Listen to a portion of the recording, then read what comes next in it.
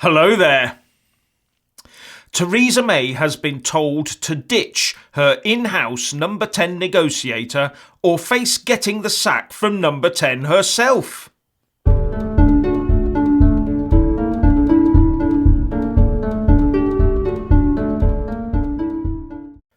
The Prime Minister, Theresa May, has been warned that she risks getting the boot from number 10 unless she gets rid of her Brexit negotiator, Olly Robbins, and also jettisons his plans for a long-term customs union with the EU. In a piece for the Sunday Times, Richard Tice and John Longworth of the Brexit campaign organisation Leave Means Leave argue that Robbins must go. In the last few weeks, they write, we have witnessed a Prince of the Civil Service, the Prime Minister's chief advisor on Brexit, Olly Robbins, changing crucial government policy with embarrassing and damaging consequences. This is a man who has been allowed to usurp David Davis, the elected Secretary of State, as chief Brexit negotiator. Well, if there's anything that shows how the Remain-centred civil service is running and ruining Brexit, that's it. The Sun says that the PM should not allow Remoaners, Lib Dems and Lords to wreck Brexit, but it is now becoming more obvious by the day that the Prime Minister Theresa May has no intention of getting the UK truly out of the greedy grasp of the EU. She is looking to compromise on everything, which means the UK will be forever entwined within the EU.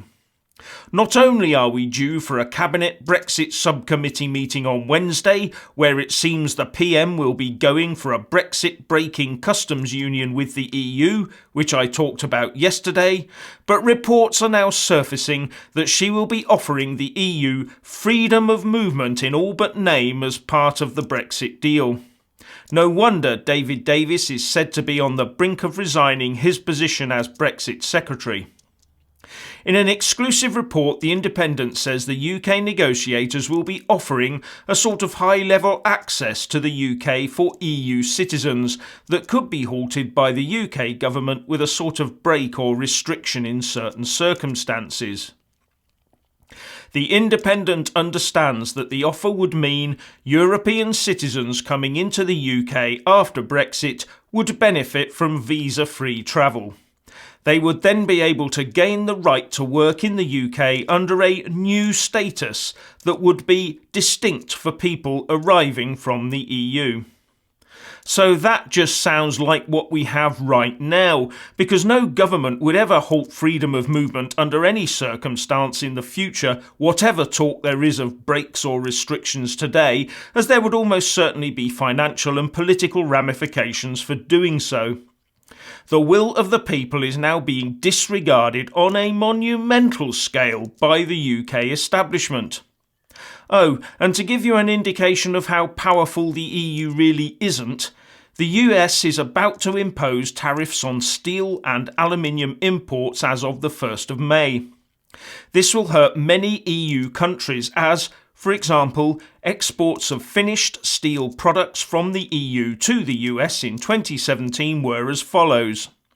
Germany, 951,000 metric tonnes. Netherlands, 632,000 metric tonnes. France, 237,000 metric tonnes. Sweden, 216,000 metric tonnes. Italy, 212,000 metric tonnes.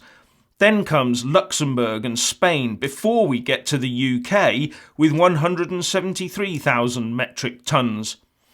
So you would expect the EU to be concerned about these tariffs, and it is. The EU's top trade official, Cecilia Malmström, said last week that Brussels expects nothing less than to be permanently excluded from the US tariffs, and the EU has said it has prepared countermeasures should tariffs continue. But during her recent visit to the US, Angela Merkel discussed these trade issues with President Trump and didn't get very far. Merkel suggested little progress had been made on the issue, reports The Guardian. The President will decide, that's very clear, she told reporters. We had an exchange of views on the current state of affairs and the negotiations. the decision lies with the president. And at a political rally in Michigan, Trump blasted the EU that while it sounded nice, it took advantage of the US. But he did not blame the EU, he said. It was past presidents that had got his country into such a trading mess with the likes of the EU and China. And he also said that the days of the US being taken advantage of were over. Well, that's another Ramona excuse for being in the EU blown out of the water then. Now on to the housing crisis. A new report headed up by former Tory Minister David Willetts says that millennials are being forced to live in cramped and expensive accommodation far from their places of work. And of course, we all know what they say the problem is, don't we? Oh yes, that's right, old people.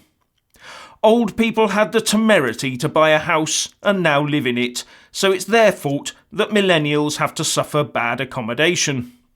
Nothing to do with the hundreds of thousands of extra people every year we have to find houses for. Nothing to do with an economy that cannot build enough houses fast enough to provide everyone who wants one a home to buy at a reasonable price. No, it's the old people that funded their own homes, that funded the NHS, that enabled everyone to live longer.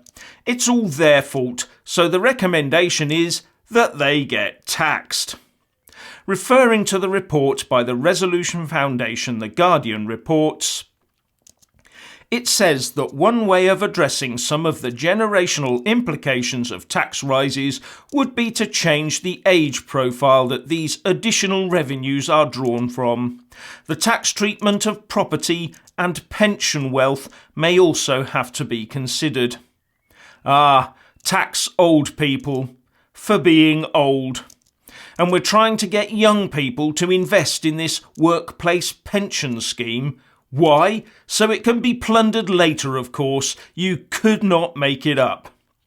Housing does not have to be expensive. You either ride roughshod over planning concerns and flatten vast tracts of the UK and fill it full of housing plus all the infrastructure such as schools, hospitals, roads and shops, etc. that go with them, or you limit the huge annual increase in the population by limiting net migration.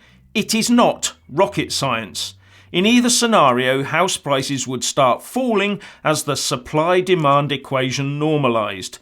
But the first would cost us billions we don't have and mean the ruination of the countryside, and the latter means leaving the EU, which is supposedly not what those millennials voted for in the referendum. Decisions.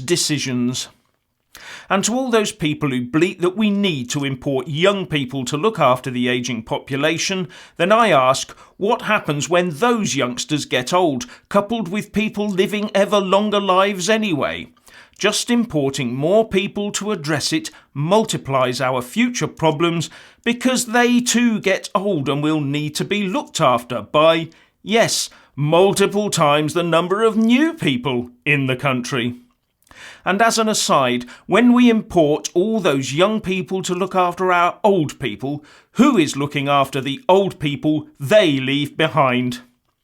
Anyway, as far as I'm concerned, what is being proposed for taxing the elderly is a sort of financial euthanasia, where the state comes to you when you reach a certain age to force you out of your home and redistribute what you have, all because you are deemed old.